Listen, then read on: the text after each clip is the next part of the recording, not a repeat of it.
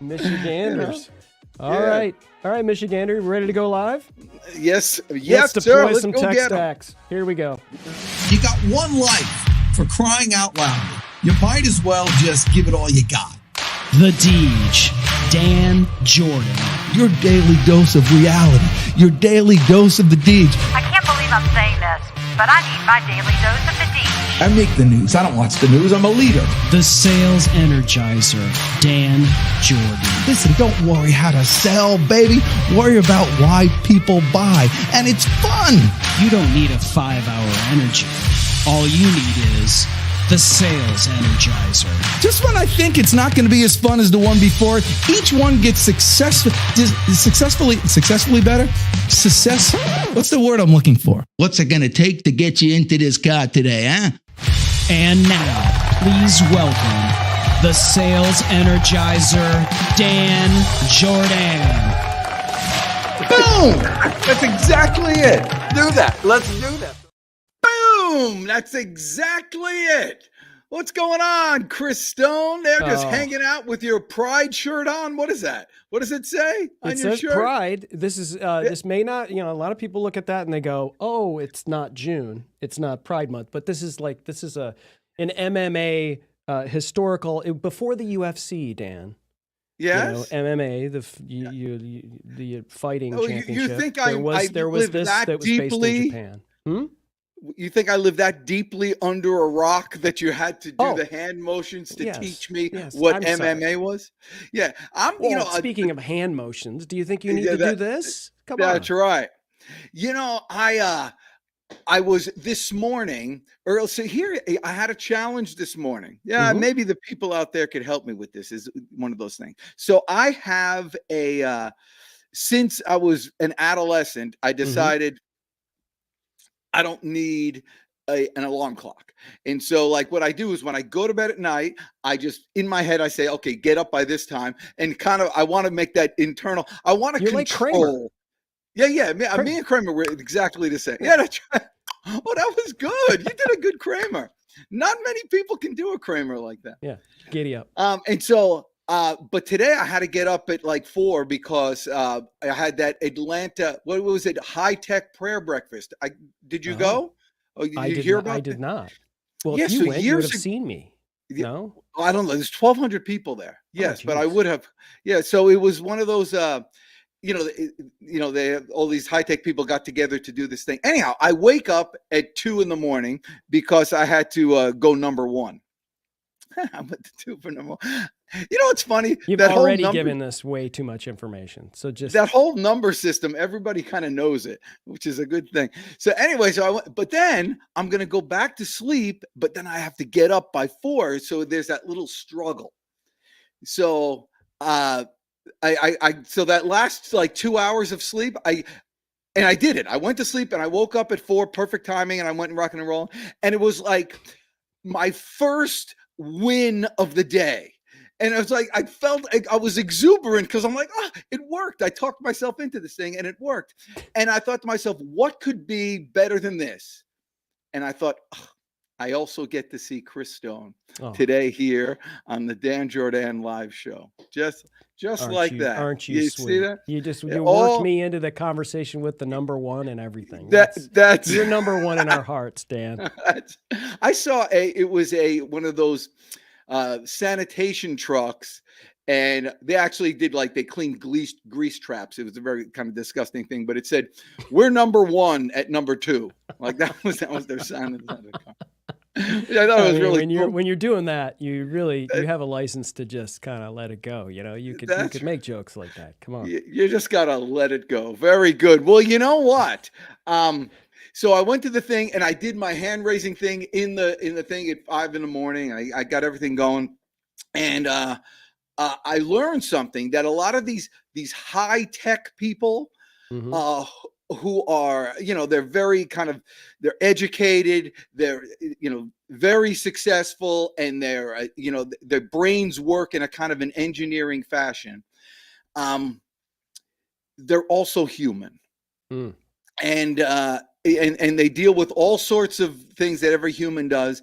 But one of the things that they do is every once in a while come down off their off the pinnacle of success and show themselves to real people. And I'm just so lucky to be the recipient of that today, because I have two guys who have brain cells seeping out their ears, and we're all here able just to absorb it all. And so I'd like to bring them out. Without further ado, please help me welcome my friends, Michael Shiffman, and you got to put the next thing on there, and Solomon Shields. Look at that. You see? And after all that, Michael Shiffman still couldn't have his arms up when we came there. Thank goodness for Solomon. By the way, people are always saying thank goodness for Solomon. This is great. Hey, you must be outnumbered here, Chris Stone. We got the 3 yids on the thing here on the broadcast. Solomon, you Jewish? I am not. I am not. Oh my gosh. What are you doing with a name like Solomon? Team it's so Goy right here. There we go. Yeah, my dad used to always, he would watch tennis, and he loved tennis, and whoever he liked, he like make him Jewish. And so there was like he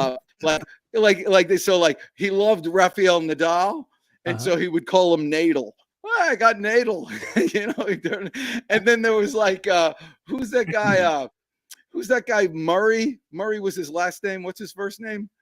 Andy Murray or something. Andy Murray, but like Murray as a first name sounds Jewish. So he goes, oh, I like Murray too. That was something. And so he would have liked you, Solomon. Awesome. And so we got that going. Best intro on a podcast ever, guys. That was solid. That was very solid. Yes, thank you. Dan, your internet seems to be kind of wonking out here. You might want to, make sure you don't have anything running on the background of your computer. Sometimes we do sound checks for our guests, but sometimes it's for the hosts. I mean, well, that's crazy. I got Goonish. Nothing's up here. Okay. It's just all right. this. Well, all right. Are we good now? Yeah, it seems seemingly. Okay. Yeah, we'll see if we can keep the train on the rails. Okay. All right. I'm sure that did it. So Michael Shiffman has been badgering me to get on the show for a year and a half. Really? And I said, yeah, sure. I said, sure, let's go ahead. And then I sent him stuff, and then he disappeared on me. And just like our customers seem to do. Have you ever have a customer, Michael Shiffman, that just ghosted you? Every day. Every day. Why don't you tell us, Michael Shiffman, because I met you years ago and you were in the recruiting business. Yes. And then what happened with that? Well, we built that business up and sold it, and went into consulting, and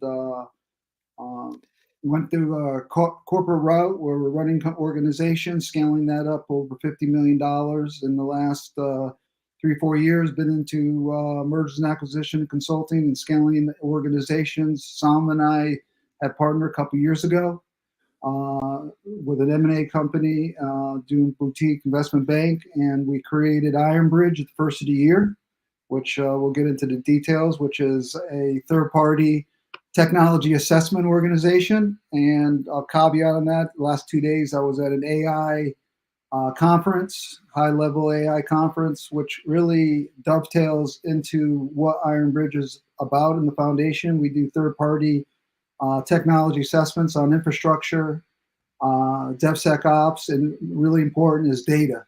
And the theme of the conference was, if you don't have your current state in line and the company is not utilizing their important data, AI is never going to be able to really come to fruition for your organization. And with that, I'll let Solomon introduce himself and get a little more in depth into that. Not to take your place, man. No, that's perfectly fine. But I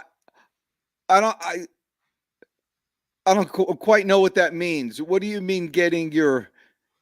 Well, maybe Solomon, you could answer. What Mike just said, what does that mean? Like, if I'm a company and I want to use AI, what does that mean? Yeah. So what a lot of people do, and it's not necessarily their fault, is they say, I want to use AI or I want to use this solution versus saying, I have a problem. What tools should I use to fix this problem?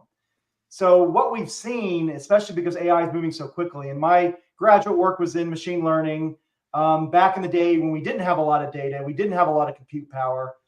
So I've gotten to see through, I went through the, finance, I was running corporate development with Nasdaq and 3 of the business units, did a bunch of great things in New York, and really got to see the practicality of how technology is deployed in all of our listed companies and our own companies and the companies I acquired over the years. A lot of them kind of mid-market, which is kind of where we live. We live in the middle market, owner run businesses. So that alignment that Mike is talking about is essentially the tail wagging the dog. So people see the shiny, awesome thing and they want the end, but they don't want the path, the journey to get to the end. And so now the end is just going all over the place and maybe it's ruining their business or the commercial side of their business. And they don't really know how to fix it when they need to pivot or be agile or something breaks or there's a cybersecurity problem, like whatever. So that's kind of where we come in because so many deals, and we can go through the story. I love telling the story of how we kind of came to be and where we come from and why we think so differently than everyone else. But that's essentially the nuts and bolts of it.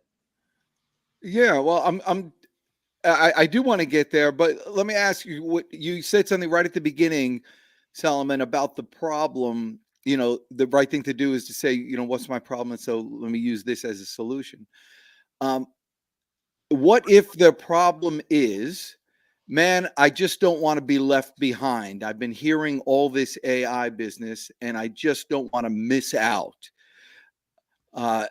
Which I think is a big fear. I mean, that's one of the things that people even contact you. Do you ever hear that? We mostly hear that.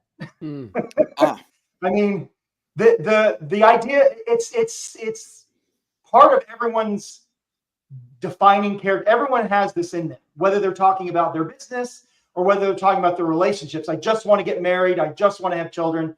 And you're like, okay, but you need to work on yourself first and go through the path and grow and so on and so forth. These companies say, I just don't want to get left behind.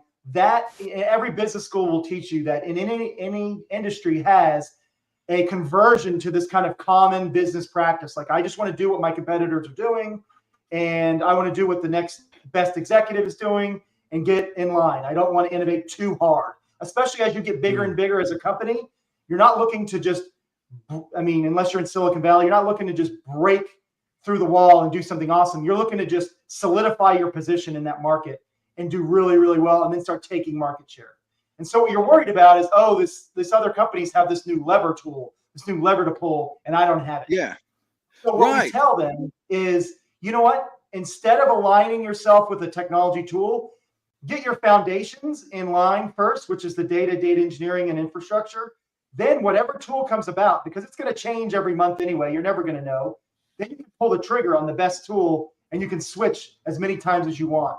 But if you don't do that and you pull the trigger on a tool now, you're going to be stuck with that crappy solution for years to come while everyone else pulls away from you. Well, I love that. And thank you, Michael, the heavy metal guy, crane guy. I love this guy, Michael, the heavy metal crane guy. He was here before. I met him last week. And, it's just guys like this who just, work with their hands and are out there. It's just, it's very, and you think that they're not very, these people are very advanced as far as technologically understanding about things, but they just work with big machines. Anyway, there's a shout out for Big Mike, the heavy metal guy.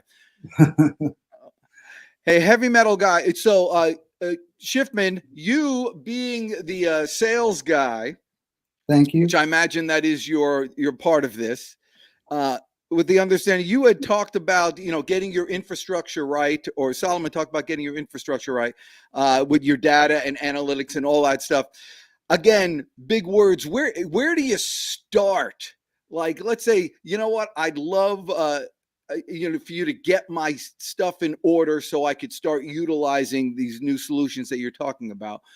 What do you need from me, step one? Because even that is giving me anxiety. Well, that's a great question, Dan, and that's a question that everybody we're speaking basically asks. The first thing that we try to do is we provide a free consultation just to understand the infrastructure of our client. You know, what is their current state? You know, what is their strategy? And part of what we're trying to accomplish is match their strategy with our findings. A lot of technology companies work directly with the CIO or CTO. We partner commercially with the CFO, CEO, and make sure that what we're finding is in line for what their strategy is. Got it. Well, can you give me an example of a company that you've worked with, you know, and you know where they were and then where they are now in terms of after using your services? Yeah. Or even after the assessment. Sometimes you learn more just from the assessment. Right. Solomon, you want to share the technical explanation? Sure. Yeah. I mean, so mainly what we do is the assessment part, right? So we partner with everyone to do delivery with a bunch of folks. And what we find is because technology is moving so quickly, it's not really great for the assessment company to also be the company that delivers the solution. Got it. So I mean, we've worked with let's see, who would be a good example. I mean, I remember we worked with this company called eVestment a long time ago. That's a local company, and this was back in the Nasdaq days. And there was this kind of mess, and this is super common. And the reason I hesitate is I hate to throw people under the bus. I mean, we're going to make it sound like they're bad at what they're doing, but everyone is bad at what they're doing. Everyone is good at what they're doing. Call it the Chris Stone Company. And yeah. So I'll give you good examples, though. Everyone will love it. Everyone will love it. So you grow really fast, right? And then so you start just accumulating all these data, all these sources, all this client information. And what you're doing is you're organizing the data based on the next sale you need to do. And then the technology folks are organizing the data based on the operation that they have to do. But no one's organizing the data based on the intelligence you want to receive from this data that you're getting, right? Or the compounding magnifier of the network effect of I combine this data with that data with that data. So one of the examples we do first is you need to establish kind of an agreement between tech and sales, or however you structure your commercial side, with how are you going to ingest data and where are you going to put it. So just put it in the same place. Try not to have it in a bunch of places. Create something called data governance. Data governance it can either be a person or a group or just a guideline, a sheet that says, all right, everything's going to be organized in this way. This data is going to go here and we're going to label it this so that when I need to look for something or I need to build something, I can know where to go. That's the first step everyone needs to do to kind of wrangle their data situation. And you'd be surprised how little of that is done. But that's the first step, and it's not super difficult. It's just a matter of organizing it. Put it in a SQL server, put it on a drive that you have. If you're a small enough company, just put it all in the same drive and have someone be responsible for that, a steward of that data. That's the first step. Got it. Yeah, you know what? I feel a little bit of peace just knowing that. I had someone who helped me. The most basic thing, you know, a lot of times you'll just do a document and, you know, you're writing something and you just write it down, whatever. And then at the end, you kind of title it something or not, you know, test or sample or something like that. And then you could never, ever find it again. Ever. Like even just labeling things the right thing can save a lot of save a lot of.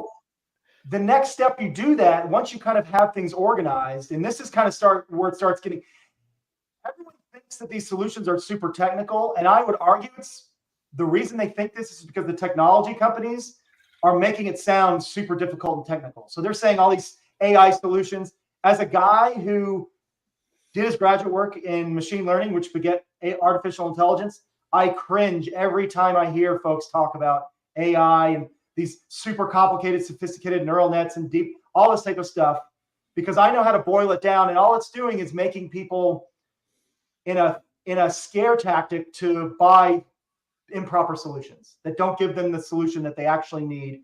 It gives them the tick box that says I'm doing this thing. So the next thing to do is to start looking at software and infrastructure that get you all the things that you want. So in our assessment, what we do is we say, all right, CEO, CFO, what are your goals? CTO, what are your goals? Then we go down, all right, sales guys for different regions, what are your goals?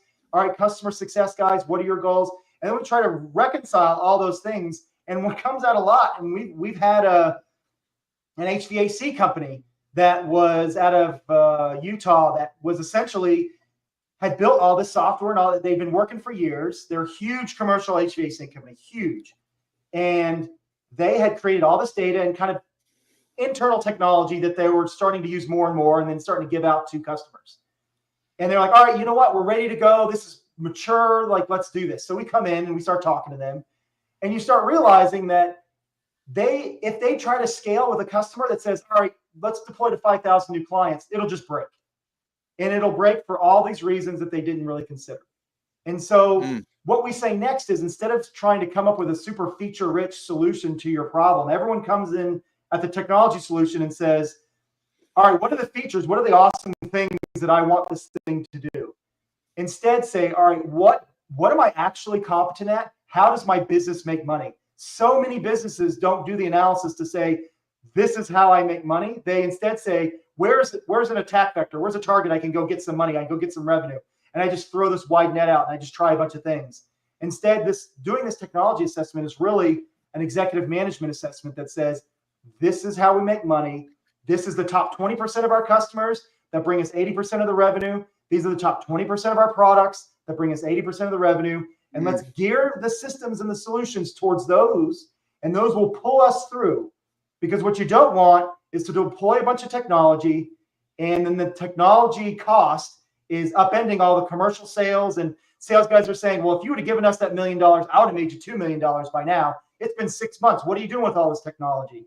Instead, we say, you know what? Let's only deploy the technology that allows sales and commercial to keep making money and hopefully magnify. We want them to be like, oh, this technology, I just onboarded these clients super fast. Or I just got these intelligence. I can train up a bunch of sales guys to write emails super easily so that we can keep engaged, like all this type of stuff. And so that's where we're looking at aligning the technology with the commercial, rather than everyone thinking technology is this cost suck deep black hole of nothingness that I can't really explain. Right. So you're asking people, Michael, to kind of slow down before they speed up, before they make that decision, which is very smart. So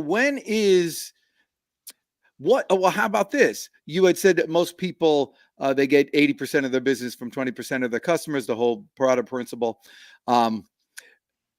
In fact, and that's true, especially even in sales. We have a client that we just picked up that, we were consulting them with sales on getting more customers.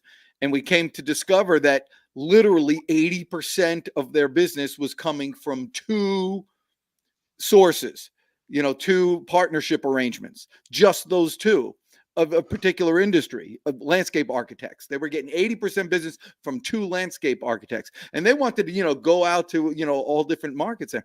I go, man, you just need more landscape architects. So why don't you get 10 people like that? What are you putzing around with this other stuff?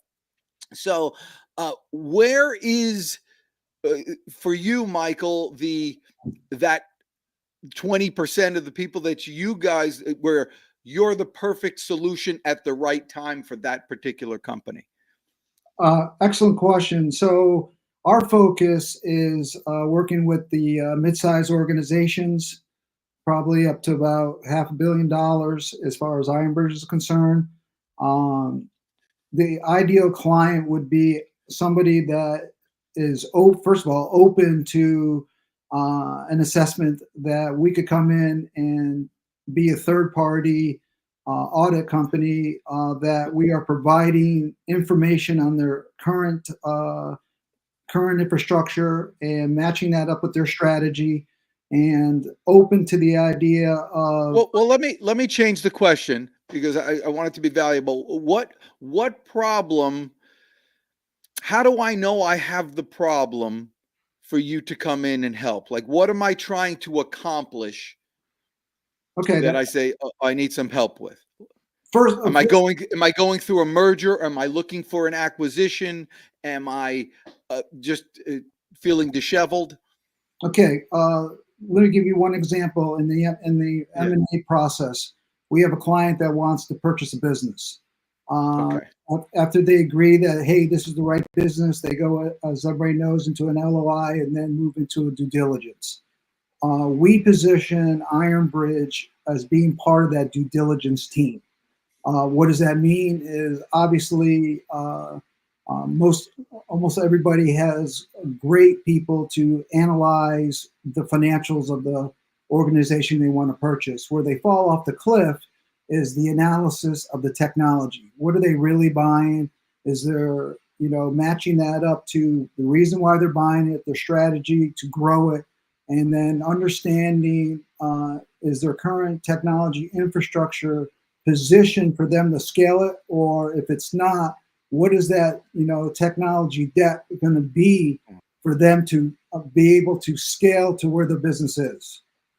Okay, so if I'm hearing you correctly, and maybe Solomon, you could jump in here. If I am in due diligence and I want to find out about the company that I'm buying and their technology stack, that's when I call you.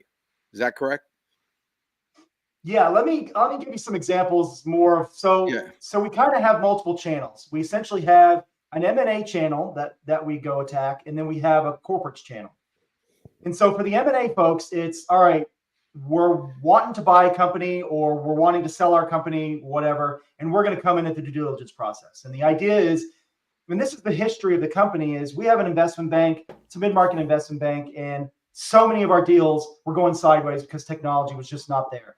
Or because they assessed technology incorrectly, they went to go actually do the integration post-acquisition, and the price they paid was way off because they have to spend another $2 million on tech. So that's one side, that whole kind of discovering what the issues are and how you're going to integrate into these acquiring companies.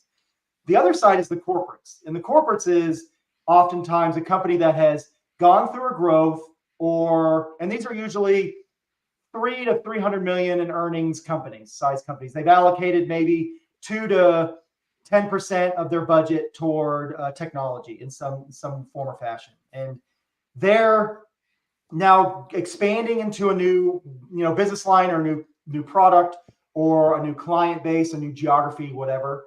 Or they're starting to say, you know what, we're getting big. We're bumping up into I can't make more money. I can't get more output out of this business. And so what are we going to do about this? And so we come in and assess that.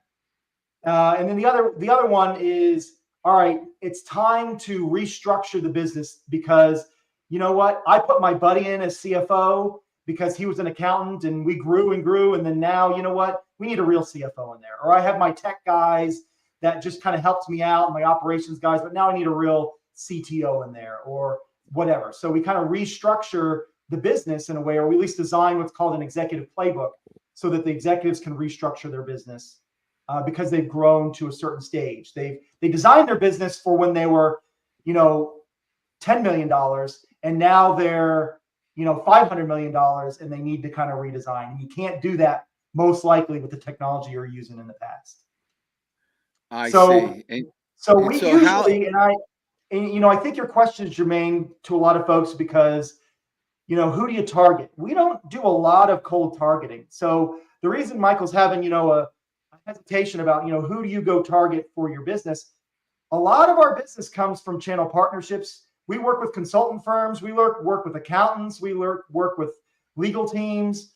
We work with what's called managed service providers. So people providing ongoing technical support, desktop support, things like that. And then we also work with capital providers. So that's banks or hedge funds or PE funds. And they come to us and say, we see the problem. We want to get ahead of it, or we're already in it. We're in the weeds and this is just tragic. And they recommend to us because, to your point, it's really hard to tell someone they suck at IT or that what they're doing, they're making a bunch of money and now this outside company is going to come in and tell them that they need to be doing better and that they're not meeting what they want and all this type of stuff, and everyone's defensive and all this type of thing. We don't want to go that route. I mean, we will, Got it. But All right. really, Well, now that makes sense. Okay, so this is now this is helpful. You do have a target. It's just that your target isn't the end user. Your target is those partnership arrangements that you were talking about before, the business consultants and those IT consultants. So you're in essence a consultant or third party to those things. There are many people, solopreneurs, who do something like yours that would love the love the ability to work with other and grow their business the way you're growing their business. So how that's it's a good thing, a very helpful thing for people watching. How do you, if you don't like the word target, how do you create those partnership agreements, or do they just find you because of your good looks, charm, and personality? Because that's what happens to Chris Stone. that's the goal, to get to the Chris Stone level where you're just a gravity. Yes, You're the center of that's gravity, right. and people are coming to you. Yeah. No, so we have a formalized, joint venture partnership agreement. We have a finder's agreement.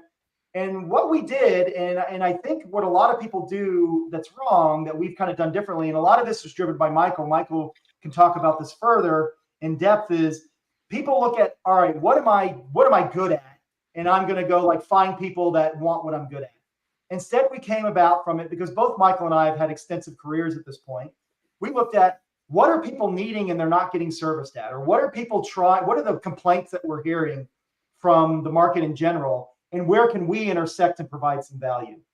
And the reason we're able to do that is because we're not beholden to providing all the value. What we are trying to do is say, we're going to provide some of the value and connect you to others that are provide the full service that you're going to need. Instead of us having an ego and saying, I got to provide all the technology solution that you need. Nope, we're not going to do that. We have 5 domains: AI, data, infrastructure, DevSecOps, which is like the creation of software and things like that and management of it, and then information security or cybersecurity. We stick to that. You want to start deploying things, we're going to find someone for you. We have a stack of 450 executives that we pull from that have done very specific things at big companies, and we deploy them. And we've got specialists and we've got all kinds of things. So that's where kind of Michael was really key in redirecting the way we target, is to find where the need is and how we can help. And that's kind of how we figure out, all right, we go meet with our connections in like Javian. We go talk to Javian. We say, Javian's a consulting firm for management consulting. They do operations stuff. They're great. We say, Javian, what do you need? What do you got going on? This is kind of what we know how to do. Let's figure out what's giving you heartburn, what's making your life, difficult. And we say, all right, well, I think we can provide some of that solution for you as an independent third party. It's the independent part that everyone loves, because while we're half the price of Deloitte and all the big four, they get entrenched. And when they give you an assessment, they stay and they never leave, and they charge you a bunch of money, and no one wants to get in bed with them. So the other way that we get into kind of targeting our clients and clients is with something called the Acceleration Hub, which is on our website, which is just a consortium. We try to pick functionally diverse businesses that have nothing to do with us, but everybody needs technology. And we say, look, you're great at doing managed services. Great. Let's partner with you. You're great at doing accounting. You're great at doing valuations and operations. Then we just work with this group, and then we all kind of help each other. And I think one of the things that I had to get rid of from coming down to Atlanta from working on Wall Street for so many years, for most of my career, is it is not a zero-sum game. Wall Street, it's a zero-sum game. You got to take from someone else, or you're going to get taken from. And instead, now we're saying, you know what? We can bake a new pie and make that pie bigger and bigger and bigger. So that's kind of the methodology that seems to be working for us, especially in technology, is if we can kind of help others get better at what they do, they'll remember that. And we play a long game. So we have a 20-year program. The 20-year program is to strengthen and build up the middle market, both through technology and through investment banking. And the more we can strengthen that middle market, the more the American dream stays true, the more growth everyone has, and the more innovation that we're going to see. If everything just goes to super large corporates, innovation is just going to peter off and flatten out and go down. If everyone is just startups, then there's not going to be a middle market to prove whether a good idea is actually good or not and whether people want to pay for it. So that's, to answer the question, that's how we target generally. So if I could add something, Dan, one of Yeah. our secret sauces for partnership is developing the right partner, somebody who has the same vision and mission that you have and believes the way that you do business and we, our partners do business, kind of is cohesive to our story. Example today, where you don't see a lot, I had one of our external partners, Steelbridge, Hillary came down there, and we complement each other. And we were talking to vendors at this AI conference, high-level AI conference. And what we have found is we were approaching people, explaining just like Solomon did on our third-party assessment, and telling them that at that point we bring in an external partner. And here we have with me my external partner who does a lot of the integration and things like that, where people are saying, oh, this makes sense. And now we're promoting each other as a team, but two different companies. And that's where we have been gaining the success through our partnership program. Oh, that's awesome. So how long does this take, Michael? What do you mean? The assessment, process, like how long is your engagements normally? They could range from a couple weeks all the way up to 6 weeks, depending on how many silos that we're going to be doing an assessment on. It all really depends about the amount of the assessment we're going to take. It could be as low as 2 weeks, and it could be average of 6 weeks. Look at that. Things going well, by the way. This is good. You guys just started this year, huh? Officially, Solomon. Yeah, we just started this year, and we're getting a lot of really good feedback. To be honest, I mean, to give your viewers a little truth here about starting up a business and all that, it took us a little bit of time to figure out this whole partnership channel relationships and who are our best partners and who are not, who we should be kind of, the issue is not finding enough people to talk to. The issue is I only have 24 hours in a day, and who should I spend my time supporting, right? And that's definitely taken us a little while to start figure out. I would say May, June, we kind of figured it out, right? And we kind of started partnering with the right folks and really have gotten great responses. And honestly, the business is the best thing about it that we found, that we discovered is, and I'm trying to, iterate to people, we're a highly technical business, but it doesn't have to be that way. And we don't have to have our customers be highly technical. And that's been the greatest thing. In the beginning, we thought, okay, we're going to talk to these, executive team leaders, and it's going to be difficult to reconcile this highly technical stuff that we have to do. But we've really figured out a way, once you kind of merge the interests of all the leaders of a business together, there's a lot of kind of non-technical, qualitative programs that you can put people on that go a lot of the distance through an assessment. So a 2-week assessment is going to be like one domain. So if you say, all right, I just want to know about cybersecurity. I had a cybersecurity breach, and now I don't want that to happen again. We go, okay, 2 weeks. And then you start adding on different domains, because you say, oh, my infrastructure, my DevSecOps, my data, AI, whatever. And you say, okay, now we're adding on like a week here and there. We're adding on some more personnel, things like that. So we've kind of built up a little bit of a groove of, all right, how long things are going to take, what we should charge, and how much personnel. And that was the other thing, is we had to build up teams of personnel that can do the things that we want. It's one thing to like say, oh, I know this guy, he can do this and whatever. And then you start deploying them, and maybe things don't really shake out, the way you want. And maybe you got to add someone else, or you got to remember that, take notes for the next time, things like that. Well, I'm curious, how much of the prospects, the clients that you're talking to, it's more damage control in terms of, you just mentioned things like, hey, we had a breach, security, whatever, or how much of it is like a preemptive conversation, like people don't even know after you guys look under the hood, it's like, well, you guys got to get this together. How much of it is like, we've got all these problems, I need you to solve it, versus We don't think we have problems yet, but we want to prevent that in the future. Yeah, that's a great question. And our goal and that's really a time-based question. So in our beginning of our business, and even still today, it's primarily, I have an issue, throw up the flag, find someone to fix this problem. In the beginning, we came back all after the fact, which is the worst, to say, all right, we had this big issue, we found someone to fix it. We don't want it to happen again. Also, this is super expensive and not really sustainable for us. Like, it just seems like we're going to be spending tons of money on technology forever, and this is bad. Can you come in and figure out how to make it cheaper for us? That was kind of the first business that we were getting is, hey, how do you make this cheaper and fix this bad solution that we kind of did? Our goal, obviously, is to be preemptive and say, let's assess. And so usually we come in on one domain, and we come in and say, you know what, let's fix this issue. And then we start noticing we picked our domain specifically because they're all intermingled. And so now more and more, we're starting that, you talked that 80-20. Now we're transitioning from 80% of our business being,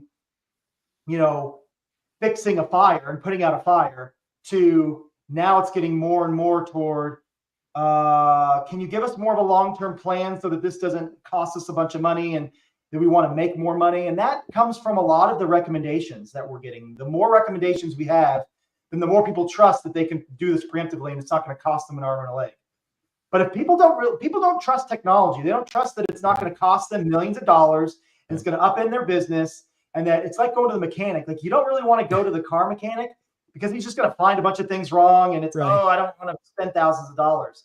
So what we're trying to do is figure out a way to be more transparent. And that's why we have to remain third party. We have to remain an independent third party. We have to do our assessments in a as non-technical a way as possible. And we do a free consultation. And part of that free consultation is meeting with the stakeholders of a business and figuring out, can we align them together?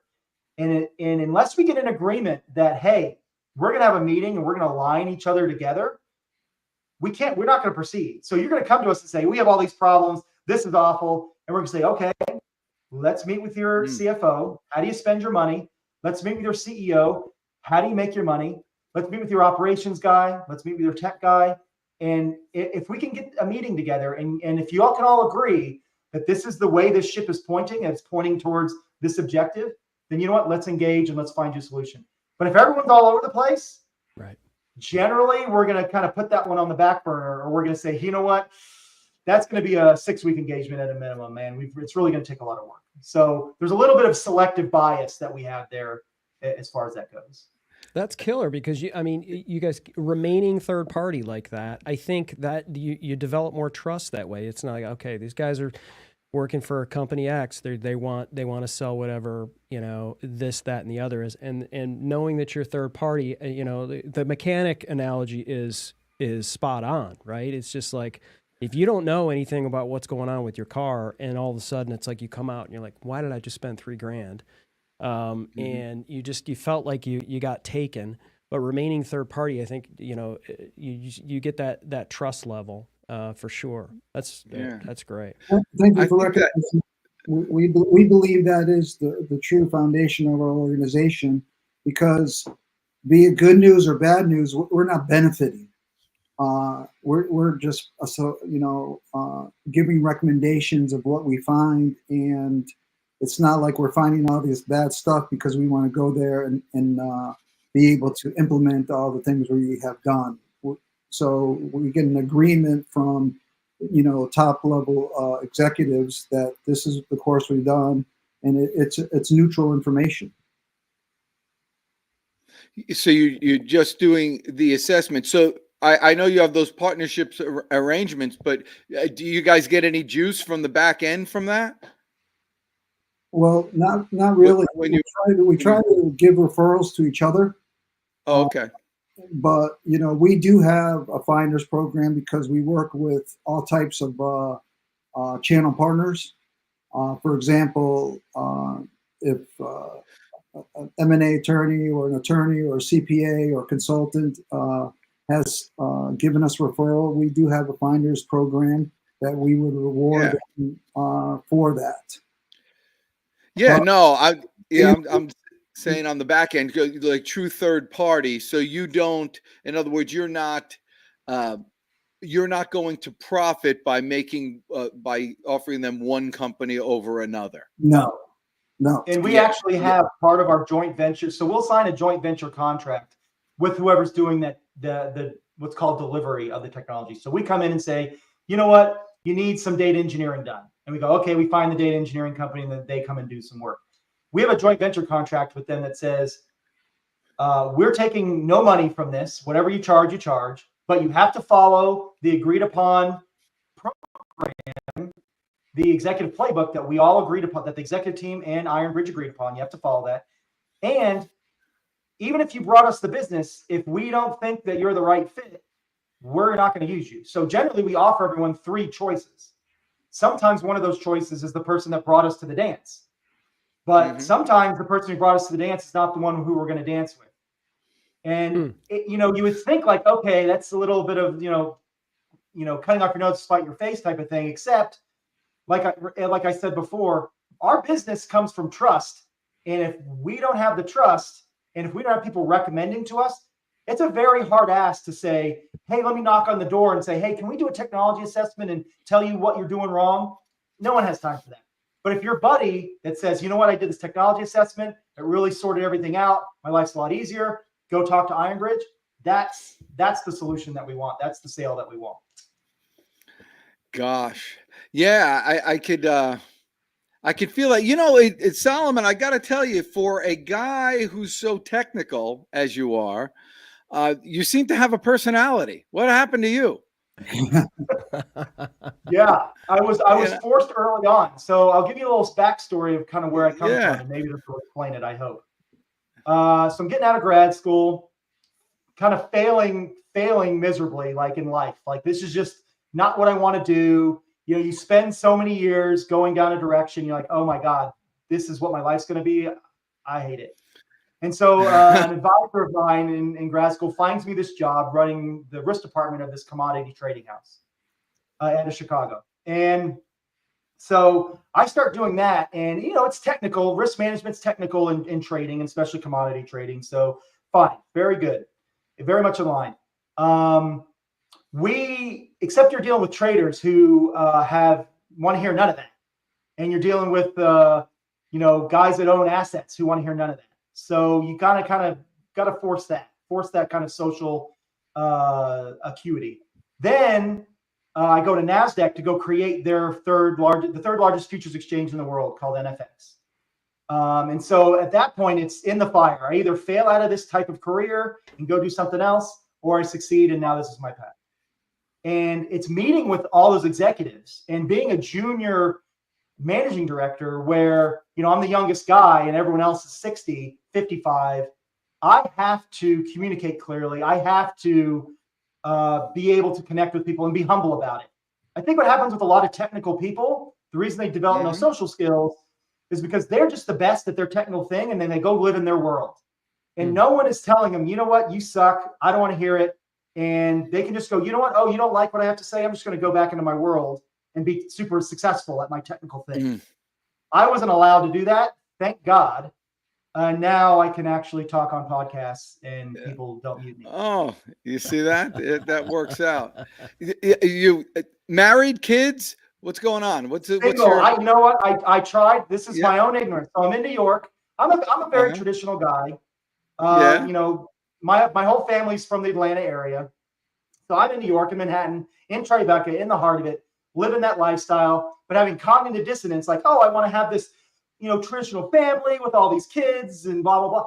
And it is just not working. So I'm like getting far along and with women, getting the fiancés and all that. And then they're like, oh, yeah, this isn't going to work. We're going to bounce. And so that happens. But luckily, the pandemic shakes me out of that kind of malaise, because let me tell you what, if you've ever lived in New York, there's so many attractive women that you will rationalize staying there and the success and like, she just wasn't right for me. Oh, well, this other attractive woman wants to go on a date. Okay, there you go.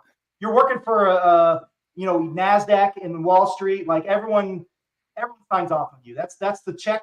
You get a blank check to do whatever you want in the dating world. So finally I moved down here. get humbled. The pandemic kind of settles me down and realizes like, okay, the path that you were going on before, not great. So now I'm here trying to live a healthier, more human-centric life. Yeah. Well, As listen, a race you're car driver, right? Yeah, that's right. I do. Yeah, you can see the helmet. I just had a track That's day at Road Atlanta, and I have another one coming up next weekend. Wait, Another literally, event. you are racing cars. Yeah, That's not yeah, just so a there's the helmet. Petit Le Mans going on right now. So I don't know if you know what the Petit Le Mans is. It's one of I the don't. best endurance races in the world. And it happens at Road Atlanta here in Brazelton, right up 85. It's fantastic. I would recommend going and watching it. It's amazing. So Yeah. I was out there with them in the qualifyings and working on that stuff last weekend. And then I'll do the finish up kind of tech assess and all that type of stuff next weekend, Saturday and Sunday. Very cool. Well, this There you go. Mike Shiffman, you race cars too?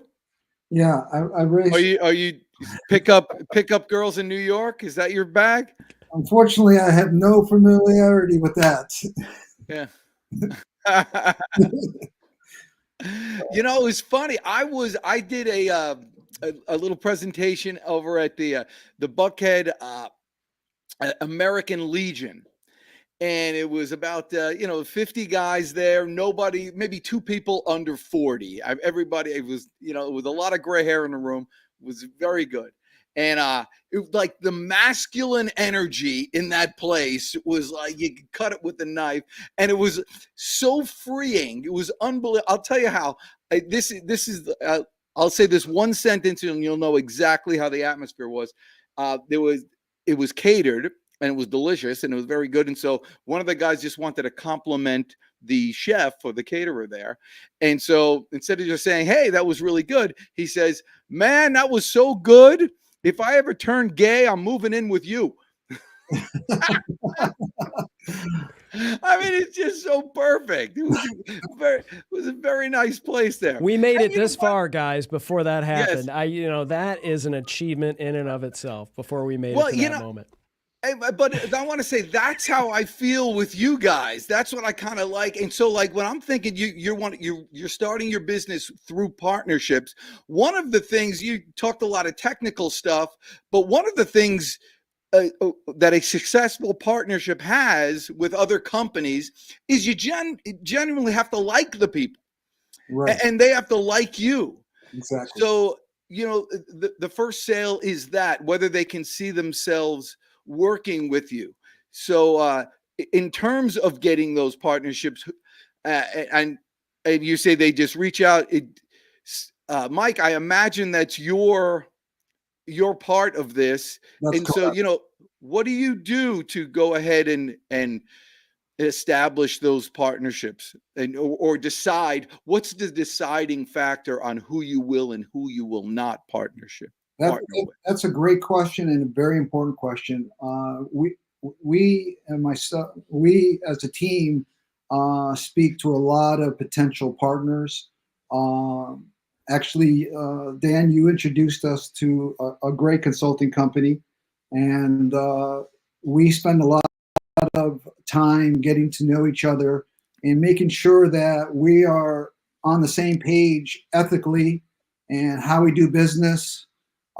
Because the last thing we want to do, especially if we bring in a partner, is they don't really conduct business the way we believe business should be conducted.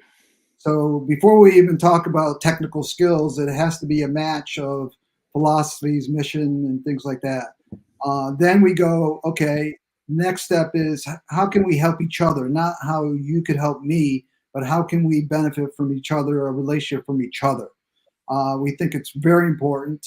We spend a lot of time, and our partner, we need to believe in our services we offer is a valuable service. So, people just can't just sign up partners. You're spending a lot of time. It's just like in any kind of sales role. You gotta be calling on qualified prospects. So our qualified prospect is a qualified partner. And we have extensive conversations with them, understanding their product and what they're trying to achieve. And like I mentioned today, one of our external partners was with me side by side as we were basically networking together as a team.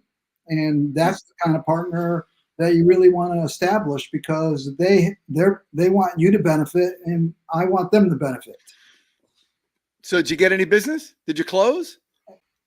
We got some great opportunities that want to have conversations, and that's the only Let thing. me tell you, so opportunities don't pay the bills. You got to do. Nobody signed the contract, Dan. Nobody signed our contract. Can you believe?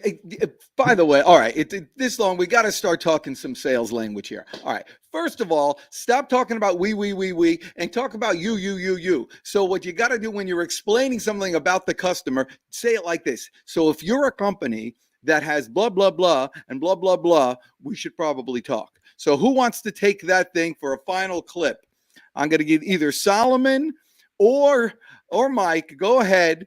And it starts like this. Hey, if you're the type of company that's dealing with this problem, and this problem, we probably should have a conversation. Yeah, Mike's the pro. Let him have it. Go for it, Mike. Go. All right.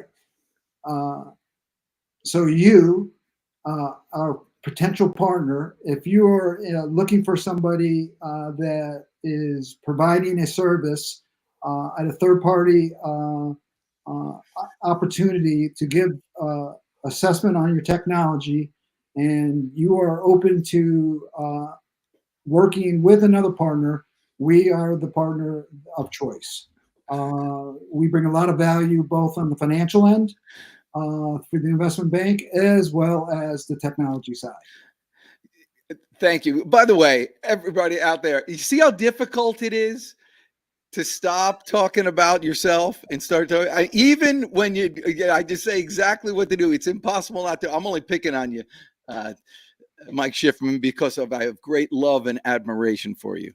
But I think it's important because, you guys said something. Actually, I met a guy today who does business with another friend of mine. And he said, yeah, I'm doing business with them. I started this new company. I'm doing business with them.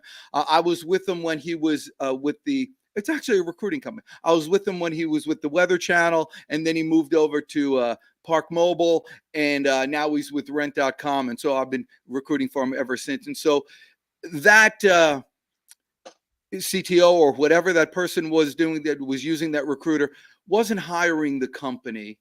He had that relationship. He had someone that he could trust. And you spoke about the automotive repair shop like that. Man, that's all we want. I just want a repair shop that I can trust, that I'm not going to get ripped off. And you don't have to tell me what it is. I trust it there too.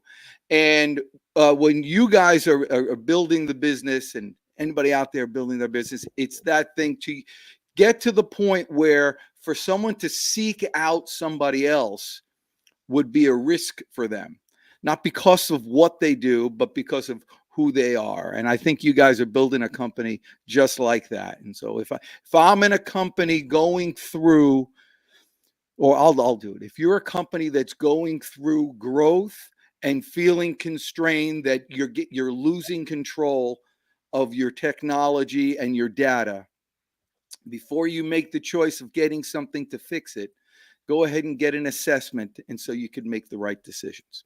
Does that sound good? That's elegant. Thank you, guys. All right. Well, that's all. Can you believe that's been an hour? Best hour of the week. Yeah, best hour of the week. You know what? Anytime you're with Chris Stone, it's the best hour of the week. A lot of times the companies that you work with, if they like to grow their business, they want to have an internal podcast that helps their CEO promote the company to their employees and to future customers. That's another partnership that you can deal with just by hooking up with Chris Stone, because he will he makes everybody's life better. Don't you think? You did a great job. Thank you. That's it. And you guys are awesome. Any final parting words? We want to thank Solomon? you. Dan, this was great. Thank you. I'm very excited. This is a culmination of a year of waiting on Michael to get me on this program. I know everything. That's a phrase we use often in everyday parlance. So we just say, I'm just waiting on Michael. So all of you out there, just remember, when you're thinking about doing something and making a big transformation in your company or in your life or anything, stop, sit back, and get a third party to assess before you go ahead and buy that convertible, because it's probably not the right thing to do. You do that today, you're going to make it your best day ever. Guys, stick around for a couple of seconds after this, because you guys are the best. I'm the Deej. Let's go finish strong today. Go get 'em.